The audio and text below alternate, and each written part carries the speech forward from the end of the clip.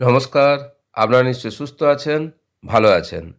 আজকের ভিডিওয় বাংলা শিক্ষা এসএমএস পোর্টালের একটা গুরুত্বপূর্ণ অংশ কিভাবে ফিল আপ করবেন এবং ম্যানুয়ালভাবেও যে আপনার হলিস্টিক প্রোগ্রেস রিপোর্ট কার্ড সেই অংশ কিভাবে পূরণ করবেন তা আপনাদের সঙ্গে শেয়ার করব।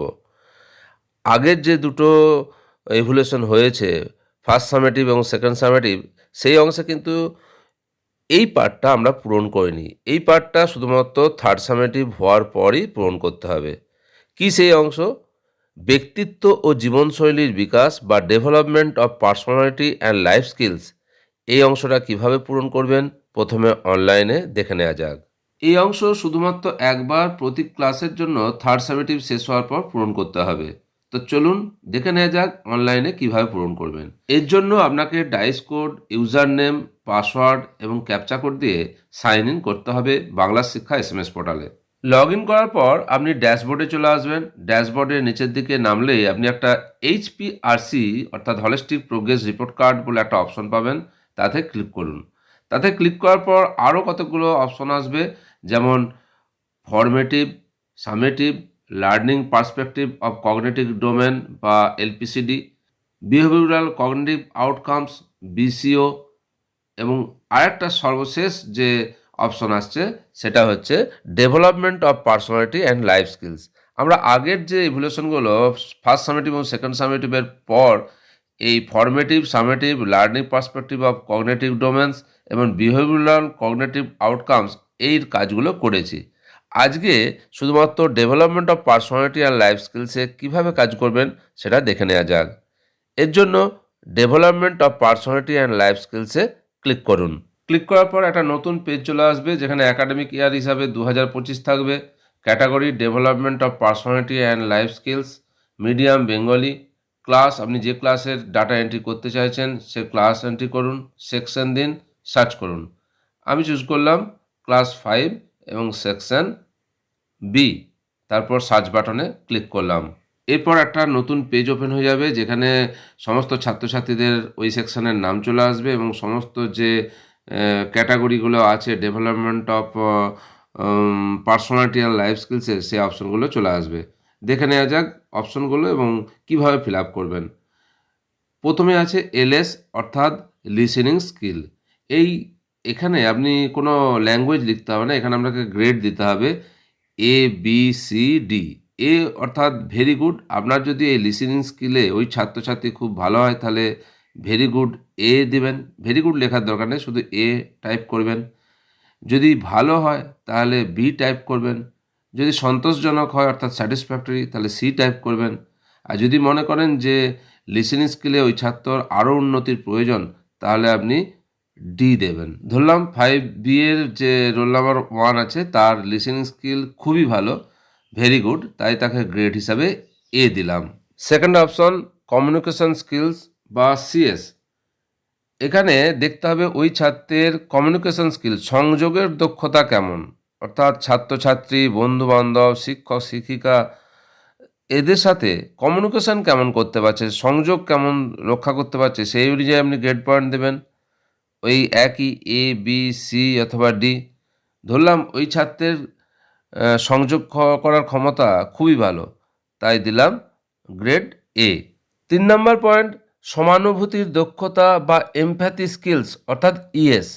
এখানে ওই ছাত্রের অন্যান্য ছাত্রের আবেগ, অনুভূতি, দক্ষতা, নিজের মধ্যে নেওয়ার ক্ষমতা বা অংশীদার হওয়ার ক্ষমতা কতটা, সেটা আপনি যেমন দেখবেন সেই অনুযায়ী গ্রেড পয়েন্ট আপনি বসাবেন ওই ছাত্রের। আমি ধরলাম ওই ছাত্রের এই সমানুভূতির দক্ষতা, তার গ্রেড পয়েন্ট হচ্ছে গুড, তাই আমি দিলাম বি। 4 নম্বর পয়েন্ট সহযোগিতার দক্ষতা অর্থাৎ কোঅপারেশন স্কিল, COS। এই পয়েন্টে অর্থাৎ অন্যান্য ছাত্রছাত্রী, বন্ধুবান্ধবদেরকে সে কতটা সহযোগিতা করতে পারছে, সেই সহযোগিতার দক্ষতা কতটা, সেই অনুযায়ী আপনি গ্রেড পয়েন্ট দেবেন। আমি ধরলাম ওই ছাত্রের সহযোগিতার দক্ষতা খুব ভালো, অন্যান্যকে খুব ভালো সহযোগিতা করে, তাহলে তাকে দিলাম ভেরি গুড অর্থাৎ গ্রেড পয়েন্ট এ। 5 নম্বরে কথোপকথনের দক্ষতা অর্থাৎ কনভারসেশন স্কিল। ওই ছাত্র বন্ধুবান্ধব, সহপাঠী, শিক্ষক শিক্ষিকাদের সাথে কোনো কনভারসেশন করতে পারে কিনা, কেমন কনভারসেশনের স্কিলটা কেমন।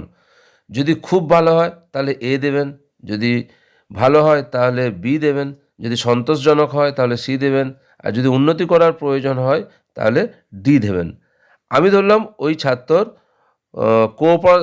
ওই ছাত্রর কনভারসেশন স্কিল খুব ভালো, তাহলে সেই জন্য তাকে দিলাম grade A. 6 number point, FS অর্থাৎ ফ্রেন্ডশিপ স্কিল বা বন্ধুত্ব স্থাপনের দক্ষতা, অর্থাৎ ওই ছাত্র অন্যান্য ছাত্রছাত্রীদের সাথে কেমন সম্পর্ক রাখতে পারে, বন্ধুত্ব স্থাপন করতে পারে না একা একা থাকতে পারে। আমি ধরলাম ওই ছাত্র বন্ধুত্ব স্থাপনের ক্ষমতা ভালো, তাই গ্রেড দিলাম বি। 7 নম্বর পয়েন্ট, CR অর PSS অর্থাৎ conflict resolution or problem solving skill, যার অর্থ দ্বন্দ্ব নিরসন বা সমস্যা সমাধানের দক্ষতা, অর্থাৎ ওই ছাত্রের কোনো সমস্যা সমাধানের বা দ্বন্দ্ব নিরসন করতে দক্ষতা কেমন সেটা আপনাকে বিচার করতে হবে। খুব ভালো হলে এ, ভালো হলে বি, সন্তোষজনক হলে সি এবং স্যাটিসফ্যাক্টরি অর্থাৎ সন্তোষজনক হলে সি দিলেন, আর যদি উন্নতির প্রয়োজন হয় তাহলে ডি দেবেন। আমি ধরলাম ওই ছাত্রর দ্বন্দ্ব নিরসন বা সমস্যা সমাধানের দক্ষতা খুব ভালো, তাই গ্রেড পয়েন্ট বা গ্রেড এ দিলাম। 8 নম্বর হচ্ছে SCS অর্থাৎ স্ট্রেস কপিং স্কিলস বা মানসিক চাপ মোকাবিলার দক্ষতা। ছাত্রছাত্রীরা কিভাবে মানসিক চাপ মোকাবিলা করছে সেটা আপনাকে বিচার করতে হবে। আমি ধরলাম ওই নির্দিষ্ট ছাত্র তার উদ্ভূত যে মানসিক চাপ খুব সহজেই মোকাবিলা করতে পারে, অর্থাৎ মোকাবিলা করার ক্ষমতা খুব ভালো, ভেরি গুড, তাই আমি তাকে গ্রেড দিলাম এ। 9 নম্বর পয়েন্ট হচ্ছে DMS অর্থাৎ ডিসিশন মেকিং স্কিল অর্থাৎ সিদ্ধান্ত গ্রহণের দক্ষতা। সমস্ত ছাত্রছাত্রী নির্দিষ্ট সময়ে কিন্তু সিদ্ধান্ত গ্রহণ করতে পারে না, সেই সিদ্ধান্ত গ্রহণ কিভাবে করছে, কেমনভাবে সিদ্ধান্ত নিচ্ছে, সেই দক্ষতা অনুযায়ী আপনাকে বিচার করতে হবে এবং গ্রেড দিতে হবে। আমি ধরলাম ওই ছাত্রের ডিসিশন মেকিং স্কিল খুব ভালো, তাই গ্রেড দিলাম এ। 10 নম্বর পয়েন্ট হচ্ছে IS অর্থাৎ ইন্টারপার্সোনাল স্কিল, পারস্পরিক সম্পর্ক রক্ষার দক্ষতা। পরস্পরের সাথে কেমন সম্পর্ক রক্ষা করছে সেই পারস্পরিক সম্পর্ক রক্ষার দক্ষতাটা আপনাকে বিচার করতে হবে। আমি ধরলাম ওই ছাত্রের সকলের সঙ্গে সম্পর্ক রাখার যে দক্ষতা IS অর্থাৎ ইন্টারপার্সোনাল স্কিল সেটা খুব ভালো, তাই গ্রেড দিলাম এ। 11 নম্বরে আছে OS অর্থাৎ অর্গানাইজেশনাল স্কিল বা সাংগঠনিক দক্ষতা, অর্থাৎ কোনো কিছু অর্গানাইজেশন করার তার দক্ষতা কেমন, কোনো কিছু সংগঠিত করতে পারছে কি না সেটা আপনাকে স্কুলের পরিকাঠামোয় আপনাকে ওই ছাত্রের বিচার করতে হবে। ধরলাম ওই ছাত্রের অর্গানাইজেশন স্কিল OS ভালো, তাই গ্রেড দিলাম বি।